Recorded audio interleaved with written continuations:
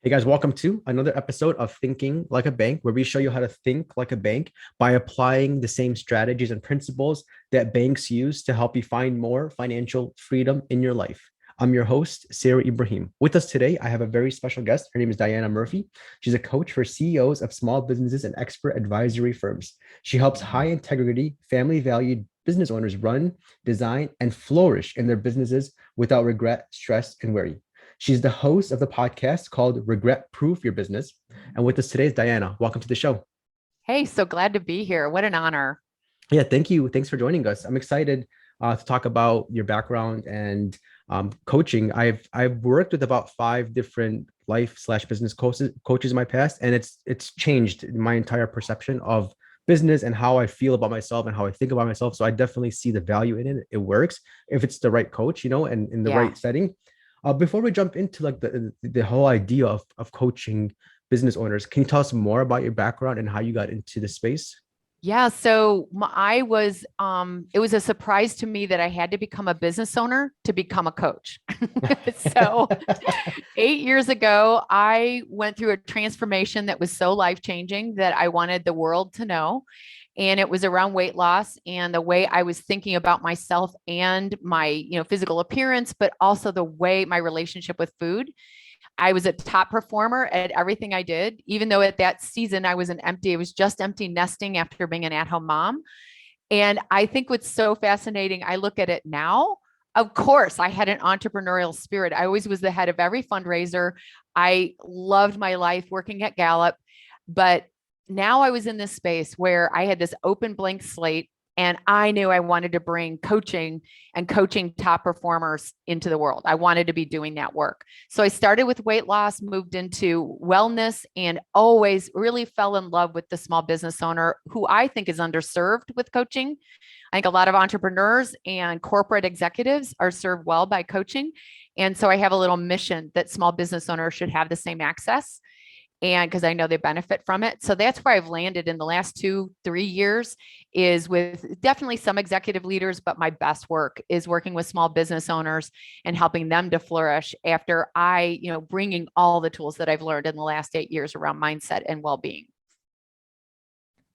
And what are some of those tools? Like, for example, how would you help a small business owner kind of reach some of their goals? So when I work with someone, I dig in what their vision is and around personal and their business, because we want those to integrate well.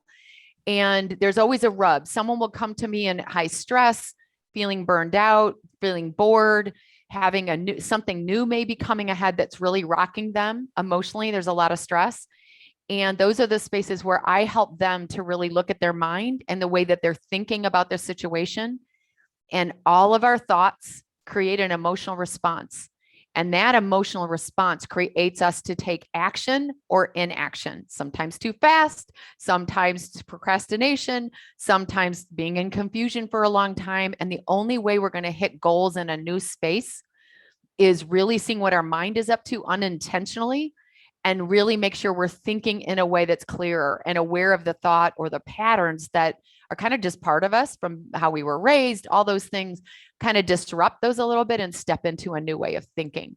And when we culminate a lot more action that comes out of inspired thinking about our future, ourselves, and our business, when we create results almost effortlessly. And so it's a slowing down, not the business, not the person. My people are fast, quick starts, slowing down their mind so that they can really get in their lane and really fly. Oh, I know the answer to this question, but I want to see, I want like the audience to know. So, how, what is the relevance between the way you think within your own mind and to your business? Like, how important is that? Every thought you think creates a result. Every thought you think creates a result. So if you think you don't have enough time, it creates a natural angst, like nervousness. Then you have to separate and go, when I'm nervous, what do I do? I had one gal that was like rocking the real estate market in COVID, and she was playing Candy Crush and not getting things done because she was so overwhelmed with how little time she had. And it was that nervous reaction when her brain kept going over and over and over. I don't have enough time. It created so much anxiety. It created the result of actually stepping back and not being productive. So that's a very subtle example, but that every thought you think, if you think it's going to be hard, you'll create hard, that type of thing. It's like that saying, you are what you think about, and Yes. you get what you think about. Whatever Right. you plan or think about, you end up seeing in real life. Yes. How do you let's say, for example, like, one problem I'm having right now in this business is like I have too many marketing ideas. I'm overwhelming myself. Mhm. I'm kind of all over the place. How would you be able to help me in this Yeah. example? So most business owners are really creative, Mhm, even in the most boring, like manufacturing business. They mhm, are always thinking either about their customer, the end result, we always have a lot of ideas. And it's a really an attitude of constraint and looking at where do you want to be in 2 years? And does this fit? If like, is this something that I know fits in my plan for 2 years, or is it just a great idea? So it's like really looking at the long view. And if there's some things you want to test, commit to what you really have time for, mhm. and make sure that you do 2 or 3 things every week to that new idea. So you're testing it, you're seeing if you're engaged with it still, if it really is the right idea, you're honoring your gut, and looking at 90-day plans so that you have a way to measure how did that look this month, but also giving you enough time. Like you don't do just 1 month of things Mhm, and go, oh, that's not going to work. You look at 90 days and then mhm. you evaluate how that idea, you're entrepreneurial, how do you want to be engaged in that type of work day to day? And that really can answer if you give yourself some time to look at it in a short frame, but make a decision about what you're going to be engaged in with a long range view. That makes sense. So in other words, I mean, not in other words, but like to kind of look at it from a different perspective, is like we want to try different things, but not Yeah, too many different things. at But at the once. same time, yeah, at once, and we want to kind of test them out. Doing something for a week is not long enough. But No. also at the same time, if you're doing something for a year and it's not yielding you the result, it's Yeah, you probably not gonna. really need the 90 days can help those people that want great results right away. Yeah. I will say that there's a dynamic that I experienced as an owner that I was in this very high, I have great energy, but I was in this high, almost nervous energy because the unintentional beliefs were still saying, this isn't going to work. You're not going to make it. But I was like, I'm confident. I've got this. And in that energy, I was hopping over what was working. And I was doing all these things that other people were doing as a Mhm, coach, mhm. which weren't as much in alignment with me. And when I slowed down and said, what do you want to do? I love roundtables. I love workshops. I love being interviewed. I love doing podcasts. When I really admitted where I wanted to put my energy, not where 3 other thousand ideas from other Yeah. people, when I really leaned into that Mhm. and slowed down, I created more result in my business. And it actually is like, we don't need to hustle and effort because what we're missing is that we're moving too fast and not seeing what is working. Mhm. That makes sense in Yeah, reference to that? absolutely, 100%. Yeah, it makes very clear sense. So let's say, for example, other than like coming up with maybe longer term decisions, maybe how would a business owner think, become better at decision making more in the Yeah. short term, like on a day-to-day basis? Yeah. I'm redoing my website and my new opt-in quick PDF is going to be regret proof decision making. So I want to share a little bit of a preview of it. It should be up by the time this is live. Let's hope. I'm in the middle of design. But that we need to lean in. This is what I want owners to hear. How you make decisions is pretty much a pattern. And some of us sleep on it. Some of us interview our team. Some of us look into mentors. Some of us just really need to just be quiet for a minute and pros and cons it and write down on paper. Mhm, All of us already have a method. So the first thing is to not do it any other way that's different than how you're wired. mhm. Do it in your way, like almost make a template for how you make decisions because owners have to make so many decisions. We can create a lot of consistency and get our brain in a more of a flow Mhm. by doing it always the way we do it. I I know how I make decisions. And if I take longer than 48 hours to say hell yes, it's a no. So that's how I roll. But I also know that I can do things if I do it quick and don't interview 2 or 3 people before I hire or before, then I know I'm jumping over my gut, my Mhm. knowing, my intuition that this is a fit and I'm wanting something to happen too fast. Mhm. And I've made that mistake twice, two big ones, where I lost quite a bit of money, but it was the best coaching investment, Mhm. life teaching me coaching. So it is really honoring the way you've done it before, even though it might be a new big decision. It's making it within 48 hours. Mhm. And if it does take longer calendar time to think about it, Mhm. but only think about it then, because otherwise we overthink it and we over worry about a decision and we lose some of the details get muddy. We let ourselves like focus on the negative and we'll Mhm. probably talk ourselves out of it. So it won't be as healthy a decision. Those are some facets that I think can be helpful. And this is where the term paralysis analysis comes in. Yes, it is. And so when I talk with people that want to work with me, I will say, like, you need to decide in 48 hours, but certainly if you want to sleep on it, and it has been one of the most powerful parts of it, because I give people the space and I want others to hear this when they're looking at pitching and when they're working with people and working with themselves. I'm making a decision. It's like giving yourself some space to be nervous because it's a big investment, Mhm. nervous that it might not work out, but Mhm. not focus on it and get paralyzed by what will go wrong. Yes. The brain is a heat seeking missile for negative. I love this. Yeah. Yeah. And so you want the 48 hours makes you come like, okay, am I brave enough to do this and take the risk? Yes. Yeah, I've thought it through.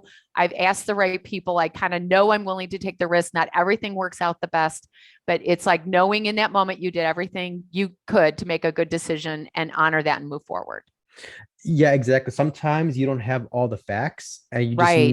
you need that courage in yourself to make that Yes. investment because entrepreneurship is not really a standard thing. It's not just a blueprint you No, follow. it's It's totally creative. Yeah. Yeah. yep, yep. And it's intuitive and it has to do with controlling your emotions.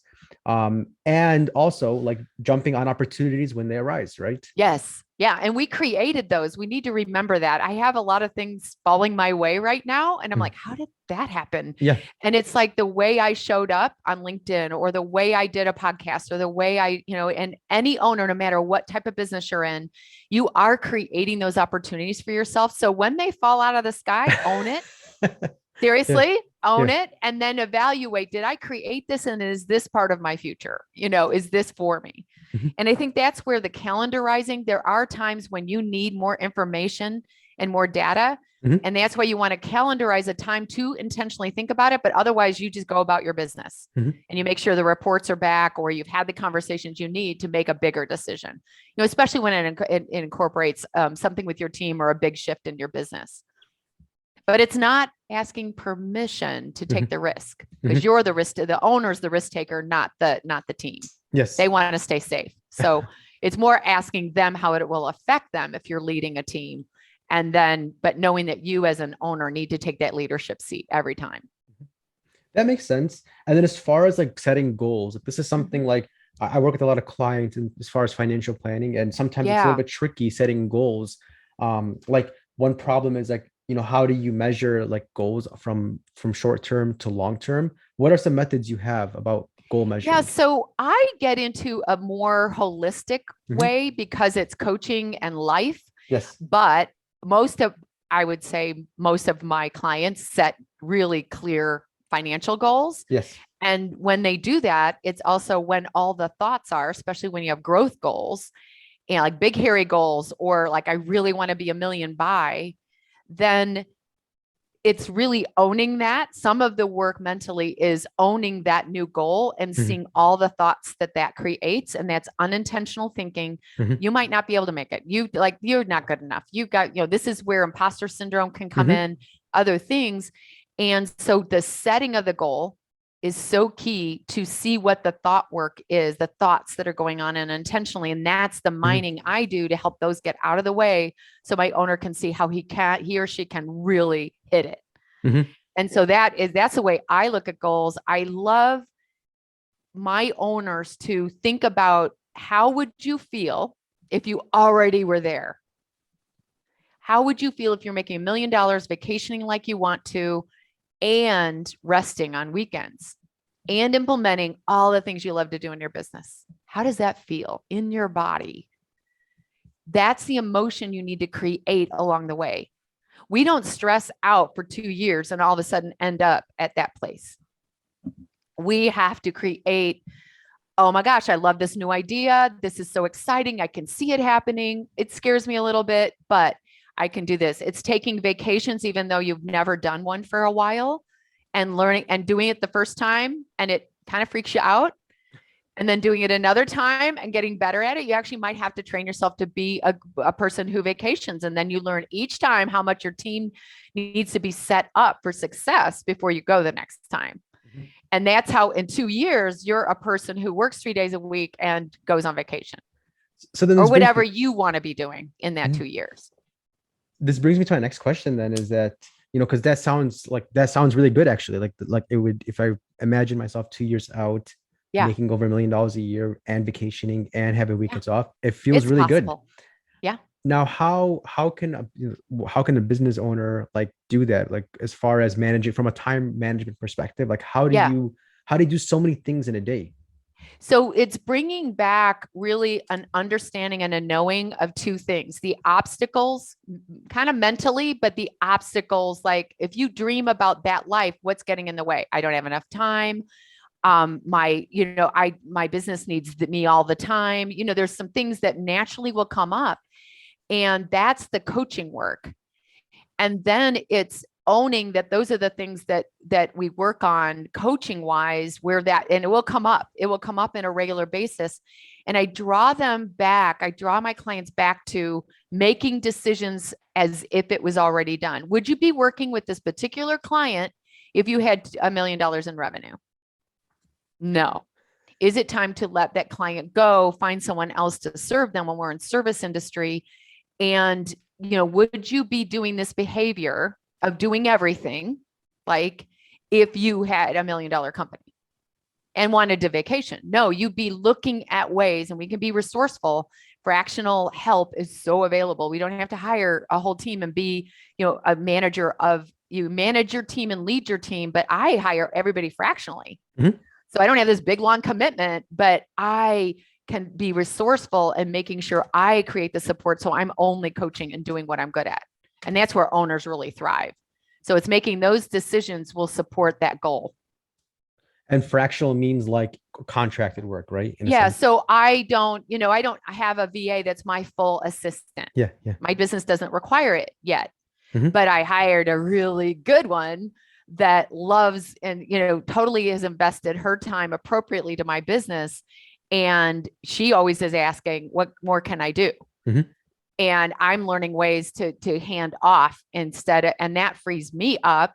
I'm seeing my son and a new grandchild next week. Oh, nice. And I am free to do it because of the work we've done together and the support I know I'll have. Because a lot of times when I go on vacation, I get a lot of reach outs. It's really funny how like, I'm away, and yeah. But it's creating that space in the day-to-day working of the business. Yeah. And then I think you just answered the next question. And that is, because small business owners, right? We are the marketing professionals, the financial professionals, the accounting professionals, all in one place with wearing many hats. So like how can you wear so many different hats as a business owner and keep, your sanity? Keep the hats that you love. Uh-huh. Like I don't even know how to operate my website. Yeah. It's not ever going to happen. People tell you should before you do it. I can see some spaces in hiring someone that I did need to have more knowledge, but it's all worked out. And that I know when I start doing tech things and things that I'm good at it actually, but I get in this wormhole. It's like, it's awful for me. And I know that owners need to really take responsibility for what they are contributing to their businesses. That's just genius. Mm-hmm. Sometimes they need a coach to see that insight because they are kind of good at other things and kind of good. So I should. And so it saves money. But what is it costing you to wear all those hats? I think that's a better question. Yes. What is it costing you to do all the things? And it can be your rest so that your brain is like better working. I work with an attorney that the rest and the time off and time away is how he can sit down and in 2 hours do what most attorneys do in 4. So you shouldn't, if he wears the other hats of administrating and talking to clients and getting, some of the administrative tasks done, he's off the game of what he's really good at, is doing that best work for his client. Yeah, I love that. Yeah, it's that question you asked, what is it costing you if you don't do Yes. it or if you do that? It's such a simple thing because so many people, especially new business owners, they would Yes. look at something, for example, let's just say you were gonna do some fractional work, it was gonna cost you $500. They Yeah. would look at it as they have their bank account minus $500. Yeah. But the true question is, how much is it costing you by Yeah. you doing that? And then Yes. what if it's going to take you 100 Yeah. hours? Is Right. you only, $5 an hour? Is that your current pay? So kind of doing that math Yeah. and then maybe outsourcing it so that way you could do other things. I read this part that resonated with me in the book, Millionaire Success Habits by Dan Graziosi, I think. Oh, I'm writing Um, that down. and he mentions that he said that him and his dad owned an apartment building, and every Saturday he would mow the lawn, and he hired somebody, paid him like $50 to mow the lawn. And his dad came and he saw this stranger mowing the lawn, and he's like, who's this? And he's like, I hired him to cut the grass. And he's like, why would you do that? Why would you pay somebody else to do Yeah. this work? And he's like, Dad, I went out and I did two other projects and I made $1,000 today. My Yeah. profit Yeah. today was $950 Yeah. minus Oh, I'm looking 50. for the next apartment building. Exactly. Yeah. So that resonated a lot. Like, don't just think about it, how much did it cost you now? Think about what you Yes. could do with it. It's almost an investment. It's the same thing. It is an investment in your business and in yourself. I think there's a space, and I studied this a lot when the COVID hit. I did an entire set of workshops of Zone of Genius. And I knew that from COVID, because think of the March 2 years ago. And I started these workshops that month, and it was how to stay in your zone of genius during a crisis. And then it was like during ambiguity and during, like I could do one now in the still we're in COVID, right? But we don't, as owners, really understand how powerful that genius space is, because it is so effortless for us. And that's where having a coach or a mentor or even a teammate partner look at how, like, oh my gosh, you do that better than anyone else. What? This is easy. Mm-hmm. And that's why I think this happens, because we just undervalue our genius. Mm-hmm. Your genius. I know mine. I know I'm in it when I'm talking like this, and I'm sharing with owners a really new way of thinking. When I'm coaching, it is so fun. And what if that was the only question we had to ask in our business? What lights you up? And there's work to do. Like, I work, but what you're like, it's setting your business up so a higher percentage of flow, that kind of genius flow, and that effortless place, and really like what is lighting you up. And I think owners just have not given themselves permission in most cases to just be doing the work that they know they're really brilliant at. And when we do, that is a revenue accelerator and also a lifestyle accelerator, because that's where it makes it so clear of who we should hire to support us. Yeah, absolutely. It goes back to what you mentioned earlier, imposter syndrome. Like, we think that what Yes. we know is normal. It's just like, Yeah. because we're Oh so yeah. We used to take it. it for granted Yeah. so much. Yeah. Yeah. Yeah. Yeah. Love it. Well, Diana, it was a pleasure having you on the show. What a delight. How can listeners connect with you and learn more about So you? my website, depending on when this goes live, I've had a little fits and starts with my website. That'll be a whole podcast story. But DianaMurphyCoaching.com. I Mhm. love personal email, Diana@DianaMurphyCoaching.com. Connect with me. There might be questions you have after today's episode. And I have a session called Recharge to Lead that we'll leave in for your show notes, that anyone is able to invest in an hour and 15 minutes with me to make that big decision or plan for their 90 days. I love offering a one-off opportunity, no obligation, no sales call, Mhm. and a week of Voxer coaching. It's a walkie-talkie. So that is an offer I'd like to make to your audience, that if they would like to get coached like we talked about today and get powerfully clear, that is something I love to offer. And then, do you work with all types of small business owners? I do. I love expert advisors, but I also work with all types of owners that have inherited, owners that are entrepreneurs. I love the entrepreneurial mindset. More people that even if they're in brick and mortar that are entrepreneurial minded are more likely to seek a coach. And so I work with those people as well. All ages. I work with 23-year-olds and 70-year-olds. I love it. Men and women. All over the country? All over the world. Australia. Awesome. Okay. Yes. Yeah. Thank God for Zoom, right? Yeah, because you don't have like, for example, with other professions, there's like licensing restrictions, but not right. That's an advantage you have. I'm free to roam. Yeah. And it's awesome with COVID. I was meeting my coach at 7 a.m. from France. Yeah. And then getting on a call at 4 p.m. with Australia. I never felt so globally invested. It's and great. 4 p.m. the next day for them. Right? Yes. She was waking up with her tea and my 7 a.m. was going like about to go pick up her kids from school. It was hilarious. You're gonna need the was clocks, pretty fun. like Sydney, Tokyo. Yeah. I know. I need the whole room. Yes. It's so great. Thank God Acuity figures it out for us. And I just get on the call when they tell me. But I'd love to serve your audience if people have questions. Seriously, I am very approachable and love engaging. And I learn so much from the people that hear these podcasts and go, wait a minute, what about, that type of thing. So, and my podcast is I love my podcast. And so Regret Proof, your business is really a really great deal. It's I love that fun. name. Yeah. Huh? I love the name Regret Proof. Yeah. We're like, don't leave anything on the table. And also don't create a business that you hate. Well, sounds good, Diana. Thank you so much for joining us. I'll be sure to add in all your links in the show notes. Great. So that way listeners can just click and connect with you. Thank you so much. What an honor. To learn more about what we do and how we can help you grow more wealth, please visit www.finassetprotection.com. That's FIN assetprotection.com. The topics presented in this podcast are for general information only and not for the purposes of providing legal, accounting, or investment advice. On such matters, please consult a professional who knows your specific situation.